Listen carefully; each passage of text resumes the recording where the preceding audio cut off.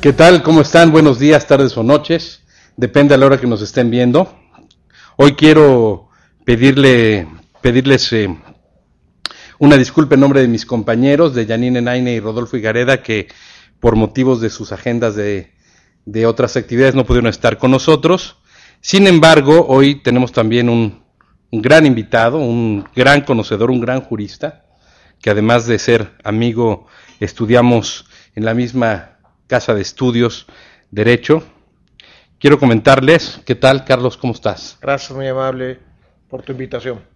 Gracias por acompañarnos aquí en Gabinete en la Sombra, Carlos. Quiero decirles que Carlos Fernando Matute González es abogado por la Universidad Iberoamericana, es administrador público por el Colegio de México, maestro en Derecho por la UNAM, la máxima casa de estudios, y doctorado por la Universidad Panamericana. Ha sido autor de algunas publicaciones, entre ellas La modernización administrativa del Consejo de la Judicatura Federal, y es coautor del Nuevo Derecho Administrativo con el ministro Sergio Valls Hernández, entre otros. Actualmente es magistrado representante del Gobierno Federal en la primera sala del Tribunal Federal de Conciliación y Arbitraje. ¿Me faltó algo, Carlos?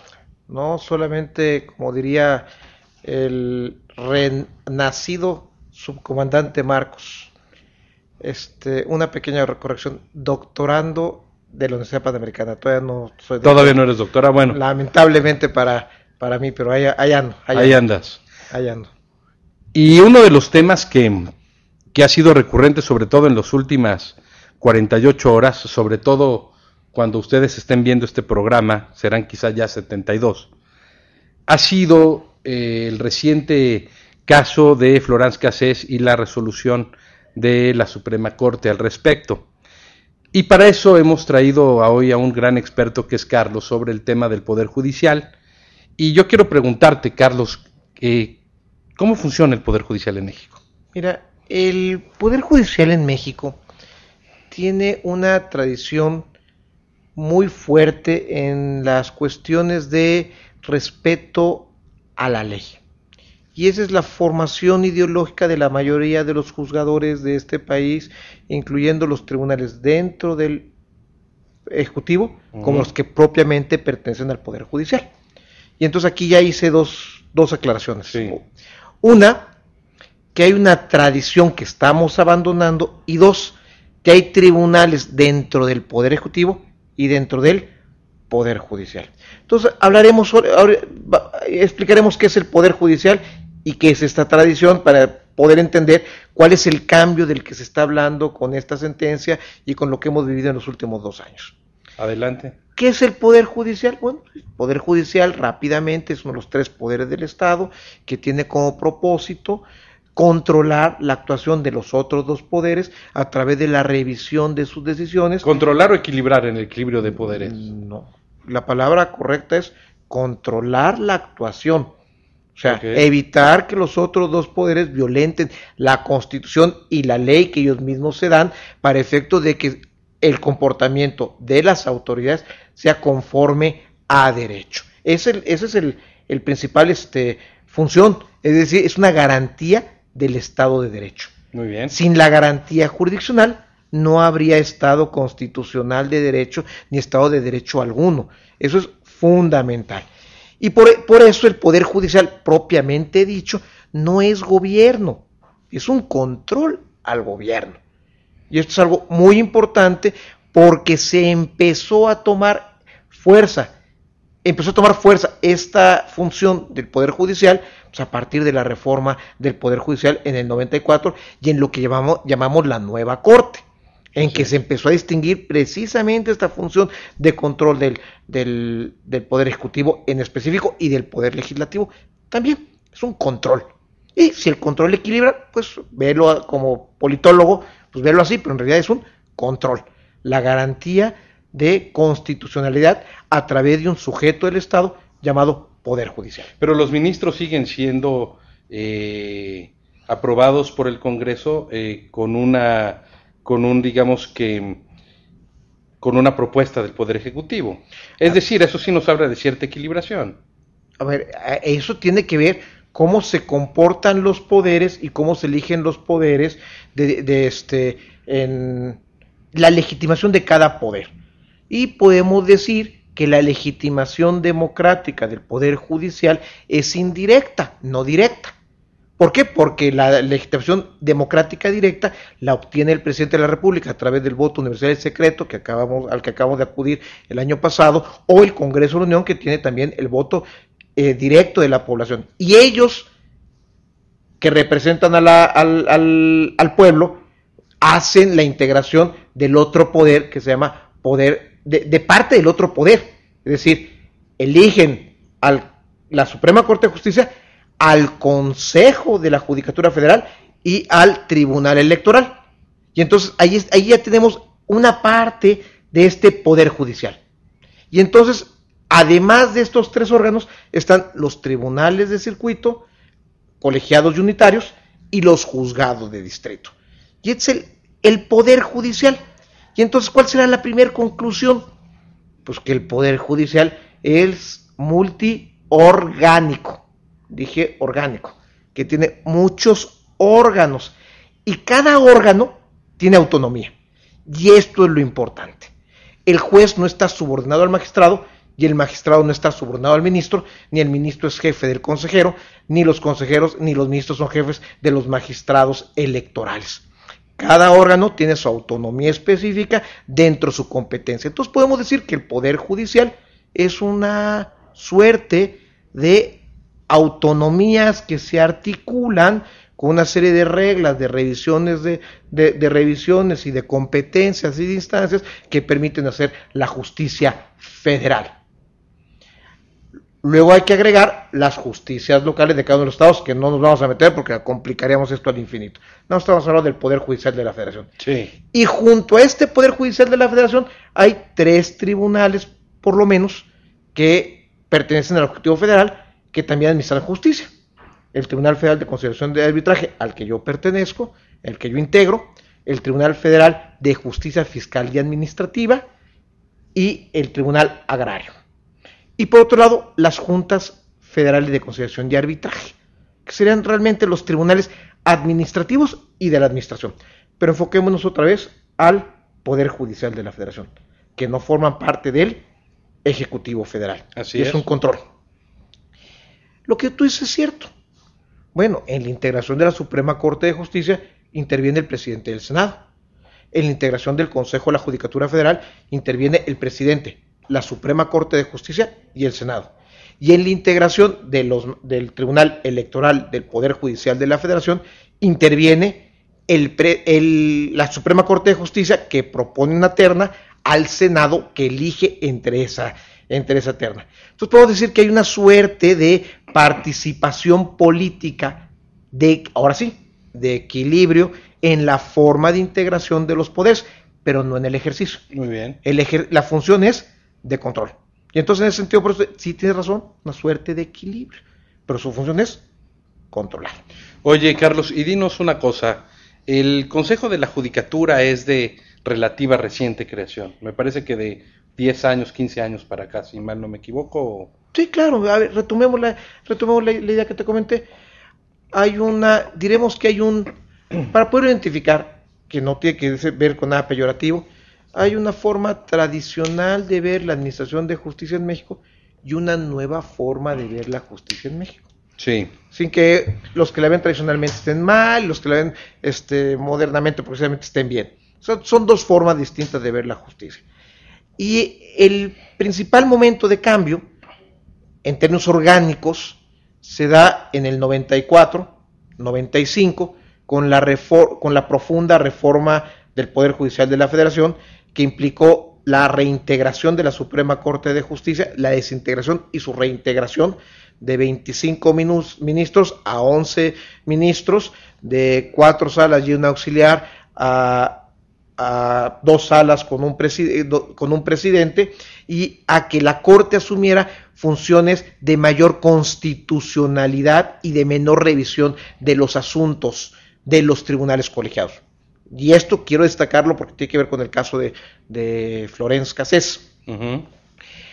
En principio, la Corte debiera ser un órgano, un tribunal constitucional, que solamente revise cuestiones de conformidad de la actuación de otras autoridades con la Constitución, ¿sí? Y originalmente. En principio. En principio. Pero conserva algunas facultades de, disculpen el término técnico, de casación. ¿Qué significa esas facultades de casación? De revisión de lo que resuelven los otros órganos del Poder Judicial que se encuentran en otras instancias. Figura del derecho novohispánico, los tribunales de casación. Claro, y entonces el amparo tiene dos funciones: de casación, de revisión de lo que otro juez dice. Así es. Y de amparo, de protección de una persona jurídica respecto en sus garantías individuales. Tiene esas dos funciones y de constitucionalidad. Y entonces, en el 94-95 se agregó una figura y se fortaleció otra. Se agregó la figura de la controversia constitucional y se fortaleció la figura de, discúlpame, aquí tuve una confusión. Se agregó la acción de inconstitucionalidad y se fortaleció la controversia constitucional. Y entonces por eso ves que la Corte del 95 a la fecha ha adquirido una relevancia mayor que la que tenía antes de la reforma. Es decir, ¿ha ejercido más su autonomía? ¿A qué te refieres con eso? ¿Ha ejercido más su autonomía con respecto a antes del 95? ¿Juega más su papel de equilibración? A ver, juega más su papel de control. De control. De control. O sea, tú insistes en el control, yo insisto en equilibración, dado la teoría equilibrio, clásica. como etcétera. lo quieras manejar, de control. No me voy a porque sí tiene sus pelear. particulares, ¿no? También. Sí, pero aquí pongamos control. Okay. Y podemos entrar a por qué cambia. Es más, ¿por qué no podemos hablar propiamente de un acto de gobierno? Porque ya el Ejecutivo ya no tiene ninguna discrecionalidad como la tenía antes, a partir de la existencia de tribunales constitucionales que pueden revisar en todo momento el contenido de cualquier acto. Entonces ya no tiene esa idea de acto de gobierno que existía antes del 94. ¿Del Ejecutivo o del Legislativo? De cualquiera de los dos. Cualquiera de los dos. Pero esa es otra discusión que no quiero abrir. Entonces, lo que pasa... Bueno, aquí sí podemos discutir de todo, ¿eh? No, es que no quiero abrir porque nos llevaría una hora. Ah, ok. Entonces, la digresión llevaría a los que nos están escuchando, ¡hombre! Y viendo también. Y viendo, escuchando, nos llevaría, ¿qué quieres? Una hora y media, no va por ahí. Vayamos al punto. Sí. A tu pregunta. Lo que pasa es que no ejerza con mayor... Bueno, hay políticos, teóricos de la política que pueden decir, tal vez con razón, que la Corte antes del 94 estaba sujeta a los designios del Ejecutivo, en lo que llamaremos el antiguo régimen, y que a partir del 94 hay una nueva actitud de la Corte ante su juego constitucional y por lo tanto adquiere mayor autonomía. Yo te lo voy a poner más en términos jurídicos. A partir del 94-95, la Corte tiene mayores facultades y mayores instrumentos jurídicos reales de incidencia en el control de los poderes legislativo y ejecutivo. Como si lo he ejercido correcta o incorrectamente, ese ya es un juicio político de la labor de la Corte en los últimos 15, 16 años. Si ha ejercido correcta o incorrectamente esa autonomía que la Constitución le dio en 94-95, es otro tema. Lo importante, y eso responde a tu pregunta, sí, la Corte a partir de 94-95 tiene mayores instrumentos como Tribunal Constitucional para controlar a los otros dos poderes. Y el caso, y específicamente la acción de inconstitucionalidad, la que puede declarar en forma genérica inválida una ley y excluirla, arrojarla del sistema jurídico mexicano, del ordenamiento jurídico, que antes no se tenía esa gran fuerza de la Corte. Danos algunos ejemplos de algunas leyes que han sido expulsadas de nuestro marco legal por decisión de la Corte. Más relevantes. Una muy relevante, la coronación fiscal. un asunto de coordinación fiscal que afectaba a los ingresos de los estados, ¿no? En controversias constitucionales, vaya, ha habido muchas muy importantes, que ha cambiado poco a poco la forma de pensar el régimen jurídico mexicano. Para no cansarte con casos, fíjate lo que voy a decir. La novena época de la Corte, que se inaugura con la nueva Corte 94-95, prepara jurisprudencialmente la reforma constitucional de los derechos humanos en el 2011. Tema que nos atañe a nosotros directamente del tribunal es inconstitucional la sindicación única en el gobierno federal. Se pueden haber varios sindicatos. Ese tema, como muchos más, fueron modificados sustancialmente en la novena época. Y mucho de la reforma constitucional del 2011 es parte de la labor jurisprudencial que fue haciendo la Corte en los últimos 14, 15 años. En un ánimo simplista te puedo decir que la gran reforma en términos de protección de los derechos humanos se va gestando en esta Corte con mayores facultades para poder diseñar el sistema jurídico mexicano. Oye, Carlos, la mayor parte de la gente que nos ve o de nuestros amigos no son abogados. Explícales nada más de una manera lo más coloquial posible, si es que es posible. Explícale la función jurisprudencial. ¿Qué es una jurisprudencia? Yo la entiendo, pero muchos no la conocen. A ver, y viene al caso por estos temas que han ocurrido de que si la sentencia de Cassés va a crear un precedente para que en fila se forme gente que quiere salir de la cárcel acusada de delitos graves, etcétera, etcétera. Te lo voy a poner así de sencillo. ¿Qué hace un juez? ¿No? Ya hablamos del aparato. O sea, el aparato cambia en el 94. ¿Estamos de acuerdo? Así es. ¿Sí? Y el aparato cambia porque a la Corte se le dan mayores facultades, se le quitan otras y se crea el Consejo de la Judicatura Federal. El gobierno de jueces y magistrados se pasa de la Corte al Consejo de la Judicatura Federal, que ahora va a administrar a los jueces y magistrados y va a gobernarlos con autonomía. Y algo muy importante también, el Tribunal Electoral se convierte en la última instancia para declarar válida la elección presidencial y del Congreso. Pese a la turbulencia de algunos eventos como en el 2006, ¿no? Donde hubo presiones, toma de reforma, etcétera, etcétera. Sí, pero lo importante aquí en términos jurídicos es que abandonamos la calificación política de las elecciones, pero a la calificación jurídica de las elecciones. Y con eso cambiamos un criterio de Vallarta de 100 años de vigencia. O sea, fíjate, ya cambiamos la función de la Corte, que ahora es constitucional.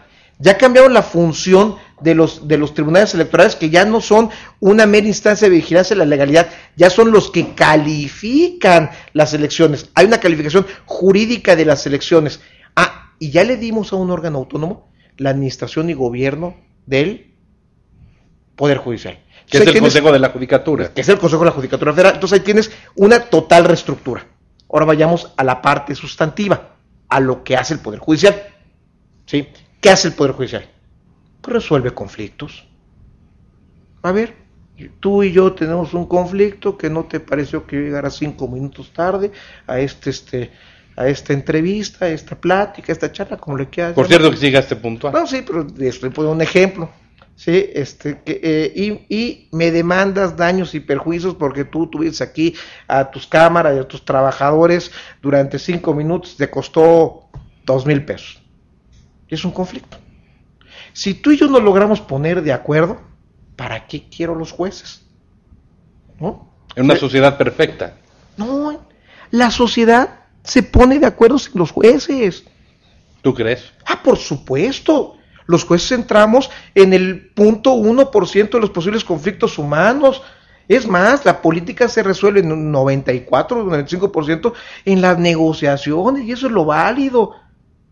Eso es lo válido, o sea, tú y yo negociamos, no, fíjate, no te preocupes, la próxima vez les traigo sus tortas a los muchachos. Pero ese es un método estadístico, está probado pues, que... Pues es lo de diario, imagínate que, disculpen la procacidad o ser tan abierto, imagínate cada vez que le vas a exigir el débito conyugal a tu mujer, que es una obligación, tengas que ir con un juez para negociar si le duele o no le duele la cabeza. Sí.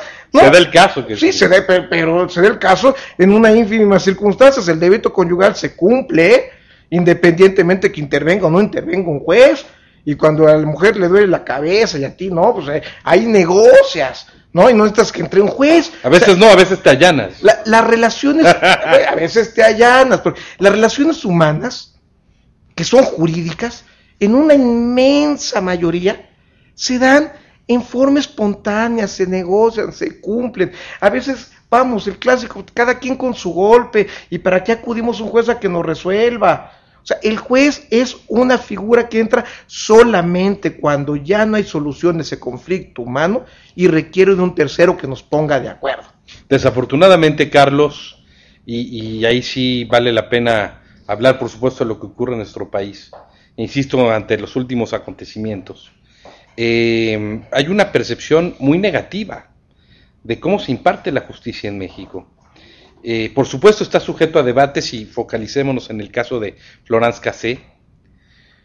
Por supuesto, en el debate unos arguyen es que hubo violación objetiva de los derechos humanos, no hubo el debido proceso, por eso tuvo que salir, la Corte actuó bien. No, pues es que es un asco cómo se imparte la justicia en México, palabras más, palabras menos, una de las víctimas, y con cierta razón en su dolencia se puede comprender.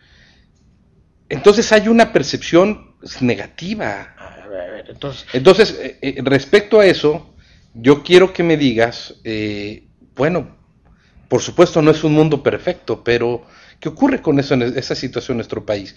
¿Por qué es esa percepción que tiene nuestra sociedad tan negativa de cómo se procura y de cómo se imparte la justicia? A ver. El ejemplo es muy claro. Tú me dices, oye, hay una estadística que nos diga cuál es la litigiosidad que hay en esta sociedad. Y cuando hay un conflicto, ¿cuántas veces acudes a un juez y cuánto lo tienes que resolver por otros medios?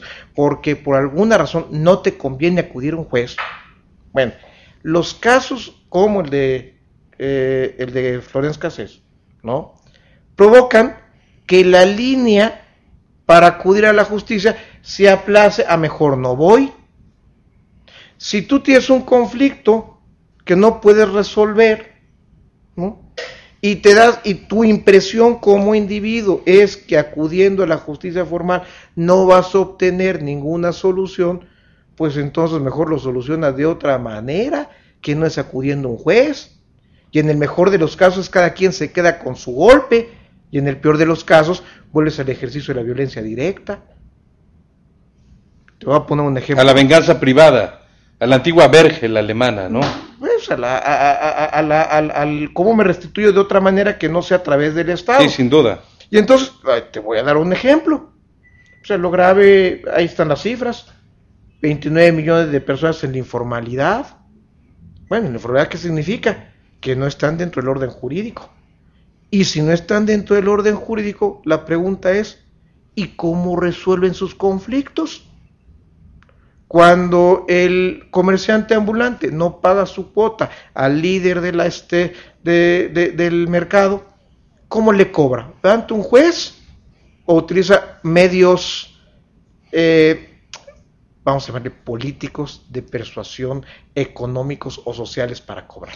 Ahí me está bien, pero me estás hablando de usos y costumbres ahí. No, estoy hablando de los efectos que tiene una sentencia en el comportamiento de una sociedad de esta naturaleza.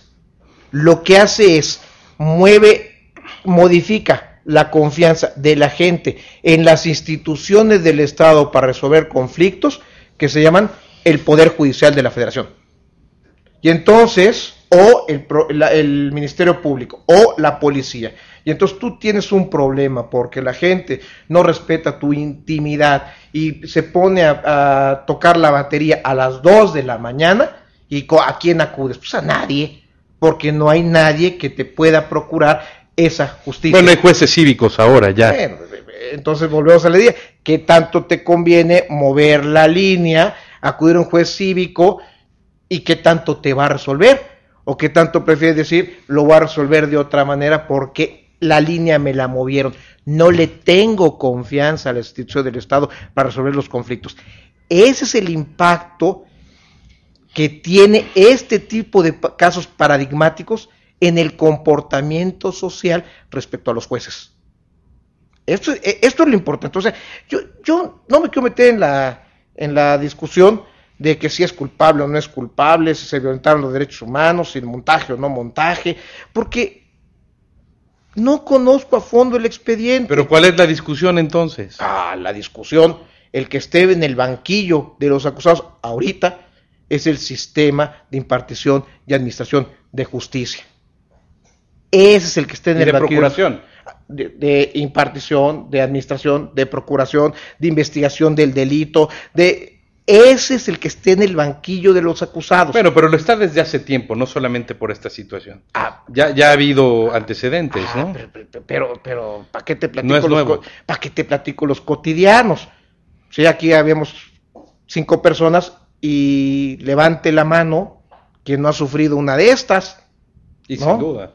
Que no ha sufrido una de estas, y siendo uno, aunque diga, es que usted forma parte del establishment y a usted no le pasa, a todos nos pasa y que no tenemos con quién acudir cuando tenemos un conflicto y nos imponen una injusticia y la tenemos que acatar y asumir, y va desde la línea aérea que no te deja subir a un avión, hasta la telefónica que te cobra un dinero de más, los fraudes y los robos de confianza cotidianos, hasta el tipo que aquí alrededor de este edificio, que llega a las 7 de la mañana, pone sus cajitas y te cobra el estacionamiento en vía pública. Pues todo eso es que no existe un sistema de justicia correcta de distribuir los bienes en una sociedad.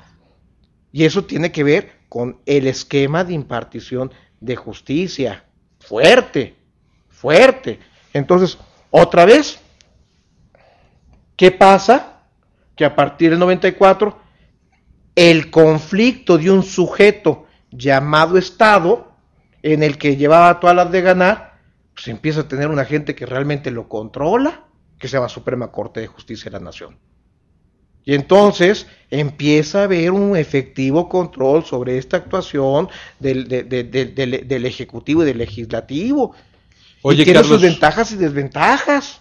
Pero mira, en términos de lo que ocurrió ayer, porque hay muchas dudas y mucha gente y la opinión pública, ¿no? Hay un gran debate que es suscitado en los medios, expertos, etcétera, sobre el tema de Florence Cassé.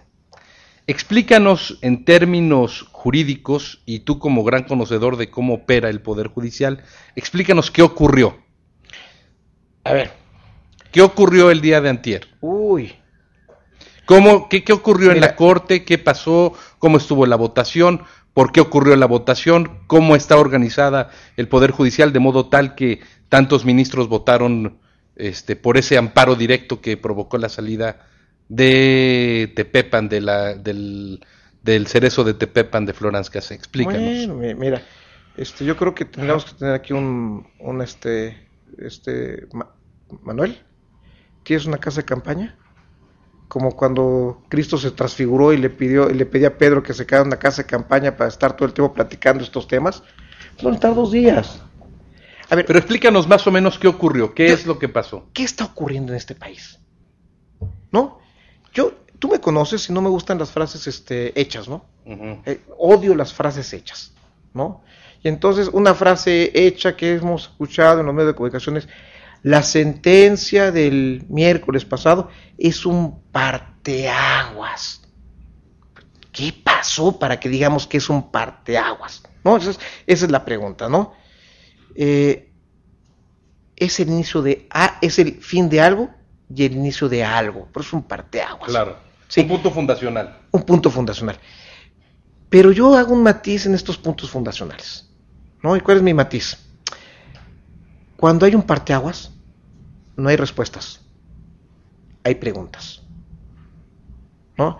Entonces, nos vamos a empezar a hacer una serie de preguntas que antes no nos hacíamos. Eso es lo que provoca el caso Florence Cassés. Lo que está provocando el caso Florence Cassés es que abiertamente la sociedad discuta algo que antes no discutía ni le interesaba.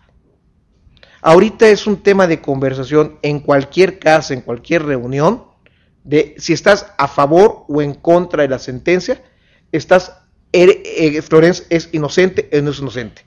¿Por qué se da esto? Que esa es tu pregunta. Se da por las dos funciones que tiene la Corte. Dijimos que una función era de constitucionalidad y otra era de casación. Entonces aquí estamos en la función de casación. Y simultáneamente se pueden dar ambas. ¿No ocurrió que simultáneamente se dieron ambas? No. El control de constitucionalidad va por otro lado. Okay. ¿No? Acción de inconstitucionalidad, va por otro lado. Este es de casación. Este es de Vigilancia casación. a los otros poderes.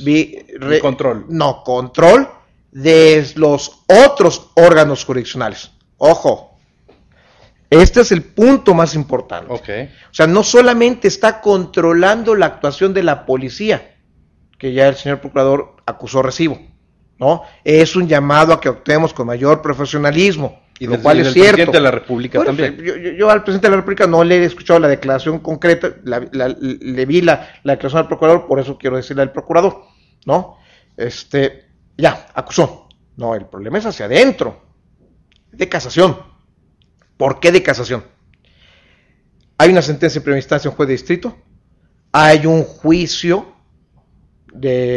una revisión ante un colegiado, y entonces se intenta, se le escucharon a expertos de esos que salen en canales abiertos, una ventanita, ¿no? Es decir, la revisión de las sentencias de un tribunal colegiado por cuestiones de constitucionalidad. Y entonces el ministro Lelo de la Rea atrae el caso porque se puede revisar, porque en la sentencia hay un asunto de constitucionalidad. Y el asunto de constitucionalidad es la presunción de la presunción de inocencia y el debido proceso. Y a partir de eso lo atraen. A partir de eso es decir, a partir de que hay una cuestión de constitucionalidad. Primer pregunta, que esa es la pregunta que está en el aire y que está discutiendo. ¿Cuántos asuntos que ven en los colegiados tienen como cuestión a revisar la presunción de inocencia y el debido proceso? Y entonces, primer pregunta, ¿por qué se atrae ese caso? Y esa es una decisión de arbitrio judicial del ministro Saldívar Lelo de la Rea. Así de sencillo, ¿no? Él decide atraerlo porque considera que es un caso trascendente. Es decir, en términos administrativos sería de discrecionalidad, de valoración personal como juez, que se llama arbitrio judicial, y lo trae a su consideración. Y entonces, ¿qué empieza a revisar? Empieza a revisar el arbitrio judicial de los magistrados del tribunal colegiado. O sea, aquí lo que estamos revisando son dos arbitrios judiciales. Uno que dijo que había elementos suficientes para ser juzgada. Que fue en el colegiado. En el colegiado. Y otro que dijo que el montaje fue, ¿cuál es la palabra exacta? Corruptor de todas las demás pruebas. Montaje corruptor. No, el montaje es de tal magnitud, diría la sentencia, sí, que corrompió, que tuvo un efecto corruptor sobre todas las demás pruebas y las anula. En cambio, el tribunal colegiado dijo, espérense, el montaje, si esta es una prueba mal hecha, no tiene ninguna validez el montaje, pero ese montaje no tiene ningún efecto sobre el resto de las pruebas, ¿no? Esa es más o menos la discusión.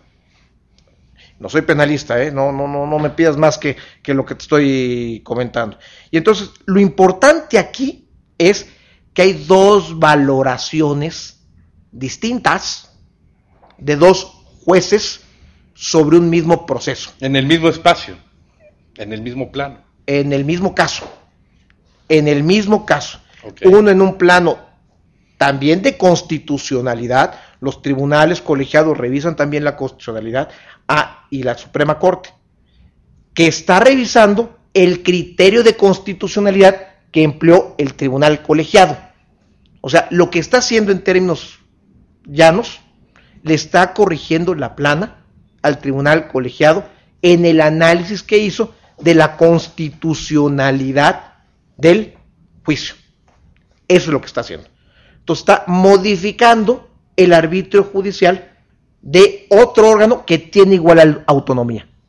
Es tan autónomo el tribunal colegiado como la Suprema Corte de Justicia. Tienen distintas competencias. Los ministros no son los jefes de los magistrados. Lo que pasa es que a los ministros resolver como resolvieron, mandan un mensaje de cuáles deben ser los criterios de aplicación a partir de ahora de la interpretación de estos casos cuando se presenten cotidianamente. Oye, esa es la importancia. Carlos, ahora dinos una cosa. Había opiniones referente a este caso. El ministro Cosío, me parece, palabras más, palabras menos, él argumentaba que se debía de hacer otra vez el proceso, revisarse, no la excarcelación de Florence Cassés, sino una revisión. Explícanos más o menos cuál era el argumento del ministro Cosío. A ver, no me quiero meter al argumento del ministro Cosío ni al de Mario Pardo Rebolledo por el tiempo, pero te lo voy a poner de otra manera. Okay.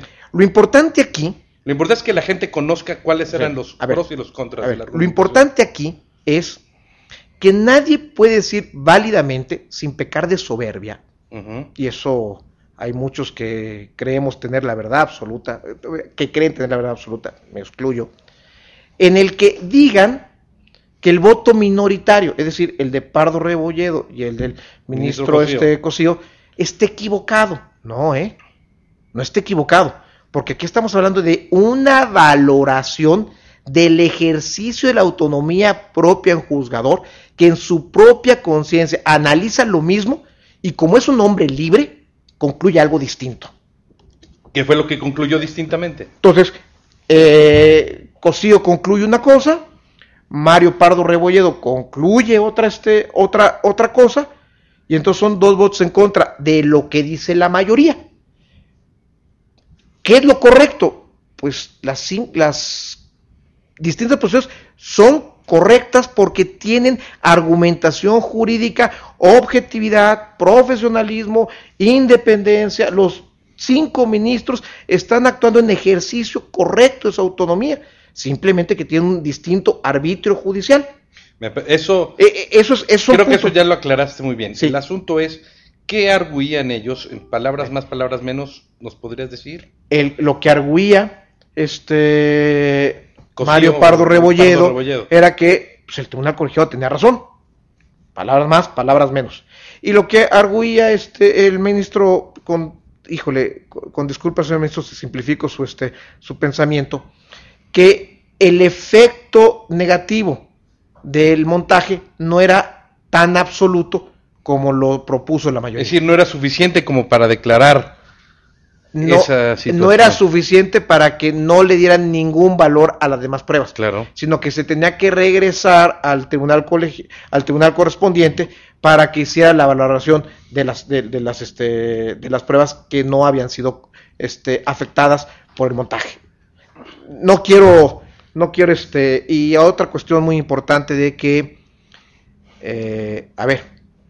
el arbitrio judicial no te da para revisar lo que otro juez ya revisó. Y este es un punto fundamental. Y este es el punto, ahora sí, este es el punto, creo yo, toral de lo que está pasando. ¿Qué significa esto?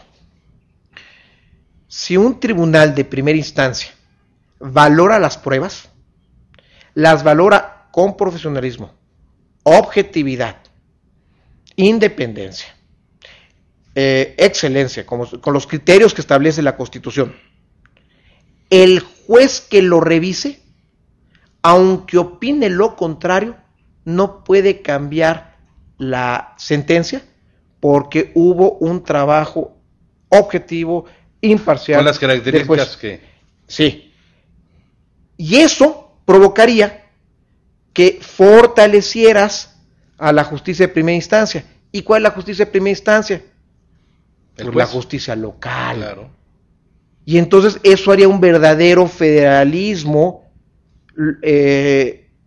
judicial en el que los jueces de los tribunales superiores de justicia de cada uno de los estados tendrían mayor respeto a su autonomía, a su arbitrio judicial, y entonces habría una mayor expeditez, una mayor respuesta de los poderes judiciales ante los reclamos de justicia de la población. Y por cumplir con lo que dice la Constitución, que la justicia debe ser pronta y expedita. Pues sí, eso es. O sea, será más factible que eso sucediera.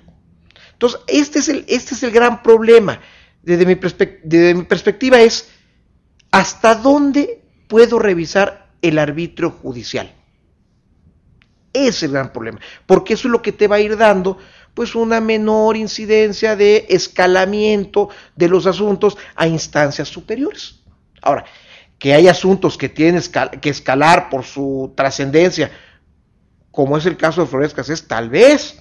Esa fue una decisión, ya lo dije, del ministro Saldívar, ¿no? Es una decisión válida o no, pues ya la gente juzgará si fue válida o no. Ahí está, y es público.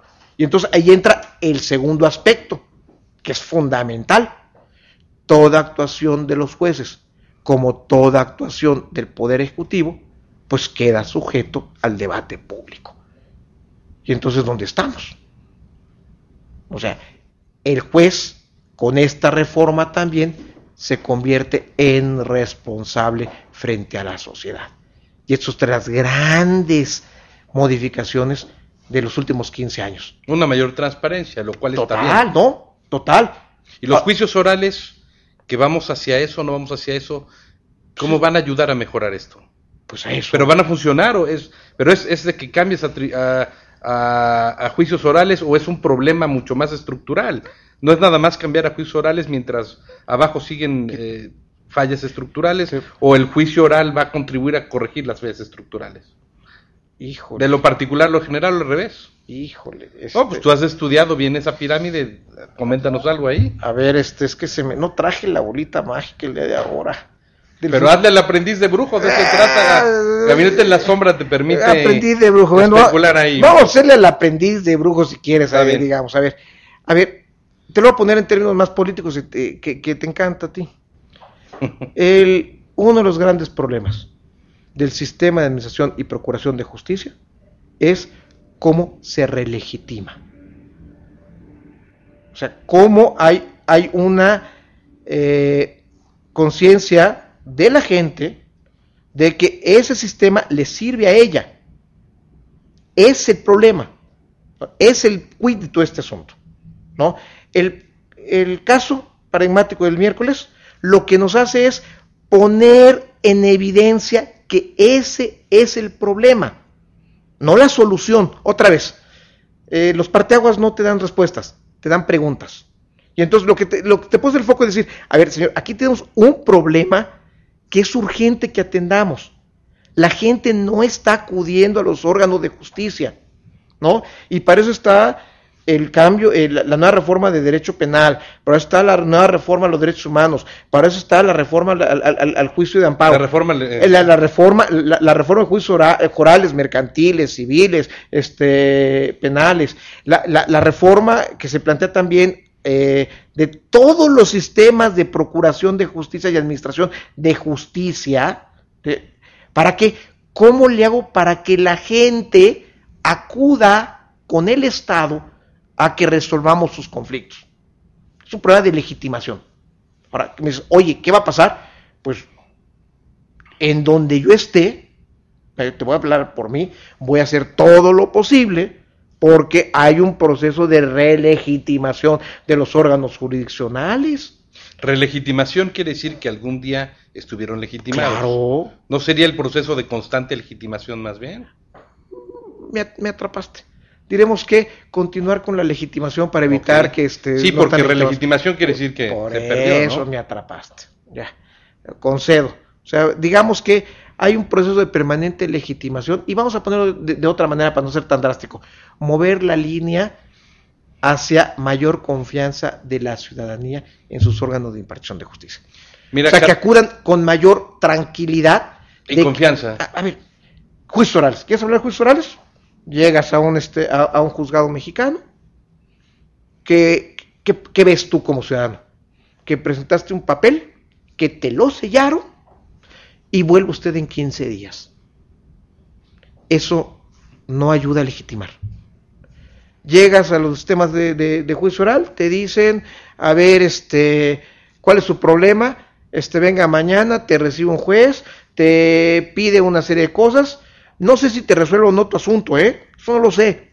Puede que no, puede que sea, al final no te satisfaga porque no tienes la razón, o sí te satisfaga porque tienes la razón, pero ya viste a un tipo que se preocupó por ti, te escuchó, te desahogó tu coraje, tal vez te explicó por qué no tenías razón, y ya te fuiste más o menos tranquilo. Pero eso forma parte de la recomposición del tejido social que se rompe cuando hay conflictos. No, eso... esa parte del procedimiento sirve también para que, en este caso, la víctima o supuesta víctima descargue un poco del mal del cual ha sido afectado, aunque no se le resuelva conforme a lo que él pide. A ver, eso es un mínimo de atención. O sea, ese aparatote enorme me dio una atención mínimo. Ahorita con el sistema tradicional, por eso te dice el cambio entre el tradicional y el nuevo, el ciudadano que ve un sellito y un vuelve en 15 días. Sin duda. Eso es lo que ve. Y entonces, y en medio hay un intérprete que se llama abogado, que le está interpretando lo que quiere decir cada una de las cosas de lo que decimos los jueces y magistrados. Lo malo es que muchas veces le da su interpretación, ¿no? A ver, todo derecho es interpretable, ¿no? Aquí habemos 4 personas, y si ya hablamos de un concepto jurídico, pues espero que practicado por los aquí presentes, débito conyugal, y cada quien le dé su interpretación al débito conyugal. Claro. ¿No? Cada quien, o sea, el derecho tiene tantas interpretaciones como sujetos lo apliquen. Y entonces ahorita volvemos al caso Flores Cassés. ¿Cuántas sentencias va a haber contra Flores Cassés? Pues 60 millones de sentencias. Según lo que Porque la encuesta del Reforma de ayer, así es un porcentaje mucho mayor. No, bueno, a ver, ¿por qué? El Reforma hace un muestreo, porque toda la gente está juzgando el asunto, y es lo que en teoría se llama un juicio paralelo, donde con base en información, la que yo estoy dando aquí, la que tú puedes dar, la que da López Dóriga, la que da el arrepentimiento de Carlos Loret de Mola de haber contribuido a este montaje, el argumento de la ministro, el argumento, las palabras de Sarkozy, la en la palabra de tribuna Sarkozy, del Senado, ¿no? O sea, todo esto va generando en la gente una serie de valores, datos, opiniones, y la gente, que contrario a lo que opinan muchas otras personas, no es tonta y saca sus propias conclusiones, y ese sacar sus propias conclusiones se llama juicio. El juicio de la sociedad, de la opinión pública. Un juicio paralelo. Y entonces, lo que provoca esta circunstancia... Como el yo acuso de Solá en el caso Dreyfus, como el je accuse. Ah, sí, o yo te lo pongo en una forma más mexicana. El yo no fui, fue Teté. A ver quién es el culpable de todo lo que está pasando, ¿no? Así de sencillo. Entonces, así lo ve yo me pongo del lado del ciudadano y digo, bueno, ¿cómo nos ve el ciudadano a las horas de impartición de justicia? ¿No? Carlos, entonces, es el gran problema que tiene que resolver los poderes judiciales, y es lo que puso de manifiesto esta sentencia. Ese es el punto muy importante, que nos planteó preguntas y retos. Hay una reflexión que quiero hacer contigo y me des tu opinión como jurista y como impartidor de justicia. Y con esto, más o menos para concluir nuestra charla, me llamó mucho la atención una de las palabras que dijo una de las víctimas, cuando dijo, bueno, pues ármense todos, cómprense una pistola, ármense, porque aquí en México la justicia, por supuesto que obviamente es la voz muy válida de una persona muy afectada y que fue víctima de esta señora Gasset, o supuesta víctima, digámoslo así. Pero me parece muy grave y preocupante que esas lastimaduras sociales no se repongan. Tiene que haber algo también para las víctimas. Si realmente especulemos, porque es válido en nuestro tema de Gabinete en la Sombra, si las fallas del procedimiento hizo que se excarcelara a esta señora, pero efectivamente, como seguramente surgirán algunos datos o pruebas que indiquen o se refuerce la idea de que sí fue culpable, a mí me parecería muy grave que las víctimas tengan esa percepción. A ver, con esa reflexión quiero concluir, pero para que tú aportes lo tuyo. Yo lo que disculpa que sea repetitivo, yo vuelvo a mi línea, ¿no? Tenemos una línea que se mueve hacia mayor confianza en los órganos jurisdiccionales, a las policías y al Ministerio Público, y menor confianza.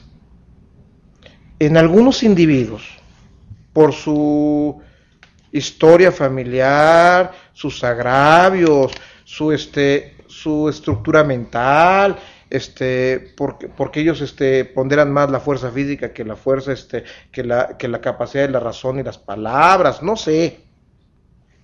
Para ellos la línea de desconfianza se tendrá que mover al extremo y volver a la justicia privada, ¿no? Bueno, está bien, es válido. ¿Por qué es válido? Pues porque está juzgando. Va a ser inválido cuando lo lleve a la práctica. Pero cuando llegue a la práctica, pues seguramente él se va a colocar en una situación por lo menos de riesgo de ser sujeto de una investigación, ¿no? Esa es la postura personal que lo puede orillar a cometer actos una paradoja muy surrealista, ¿no? Imagínate. Vamos, y voy a concluir con algo de eso. Y hay gente como yo, tal vez como tú, como otras gentes, que consideramos que el medio no es desaparecer al Estado y a sus instituciones, sino cómo fortalecemos a esas instituciones para que den una mejor respuesta a esta demanda de la ciudadanía de mayor justicia, ¿no? Tanto a víctimas como a delincuentes, porque aquí siempre hay dos partes, y en medio está el Estado, ¿no? Y vamos a poner el caso Miranda, lo que tú quieras. El derecho se va construyendo a partir de momentos importantes como el que vivimos esta semana, ¿no? Esas soluciones son las que tú quieras, es mover la línea, es una cuestión sociológica. Lo cierto es que la gente institucional va a intentar crecer las instituciones y dar un mejor servicio. ¿Cómo modifico esto que está pasando para corregirlo? Y la gente que tiene otras actitudes ante la vida, pues va a decir, pues ármate, pues tampoco te puedo decir que no lo hagas, yo nada más digo que está prohibido. Bueno, no lo está bajo ciertos condicionamientos. Puedes tener armas en tu hogar, determinadas características, con permiso de la Secretaría de la Defensa Nacional, no está prohibido. Por eso, a ver, en principio está prohibido salvo algunas circunstancias, ¿no? Pero en principio está prohibido, ¿no? Aquí tenemos en Estados Unidos donde hay una mayor libertad para el manejo de armas de fuego.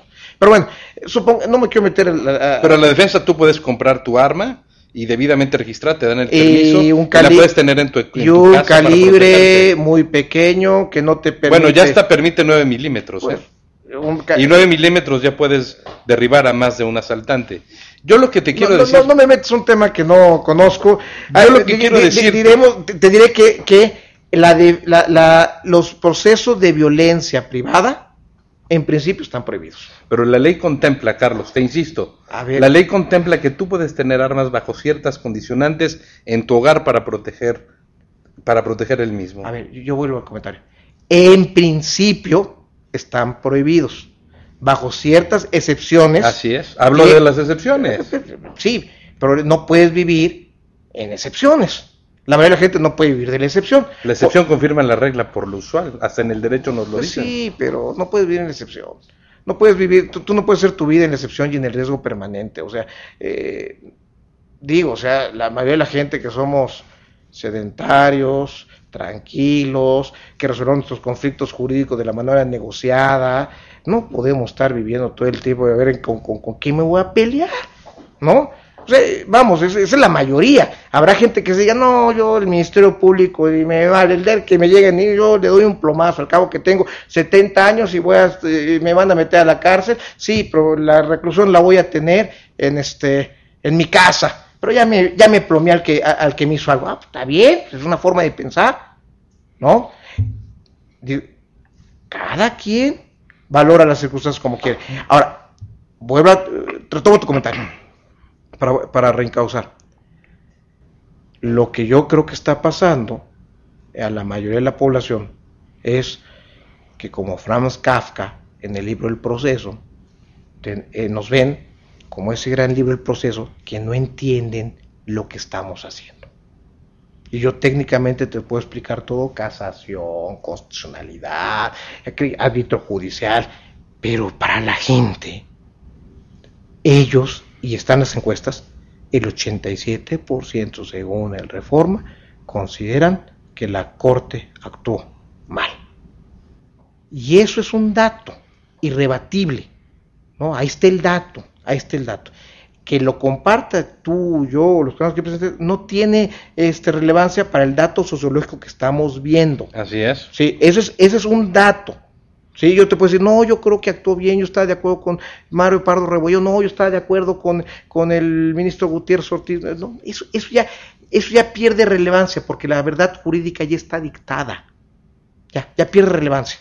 O sea, son argumentos para seguir creando el derecho. La verdad jurídica, lo que la sociedad ya tiene como un hecho cierto, es la liberación de Florencio y el juicio paralelo que está llevando a cabo en la opinión pública. Esa es la realidad.